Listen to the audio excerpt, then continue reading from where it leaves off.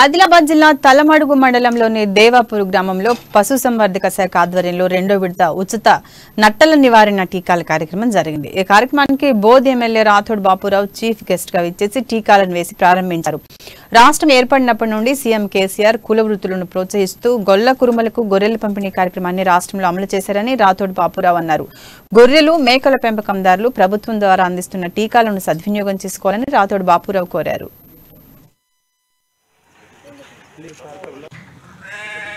ప్రభుత్వం తరపున పశువుల పెంపకం కోసం పశువుల కాపాడటానికి మన ప్రభుత్వం రాష్ట్ర ప్రభుత్వం కోట్లు వెచ్చించి పశువులను కాపాడుకోవడానికి చేస్తున్న ప్రయత్నంలో భాగంగా నట్టల నివారణ మందు అనేది సంవత్సరానికి 2 సార్లు సప్లై చేసే సందర్భంగా ఈ రోజు తలమడుగు మండలంలోని దేవాపూర్ గ్రామంలో ఏర్పాటు చేసిన ఈ యొక్క కార్యక్రమానికి మనం తరతరాల నుంచి మన పెద్దల నుంచి ఇది పశువుల పెంపకం పశు పోషణ ఇవన్నీ చూస్తూనే ఉన్నాం। మన పెద్దలు మన తాతలు ముత్తాతల నుంచి ఈ పశువు మీద ఆధారపడిన కుటుంబాలు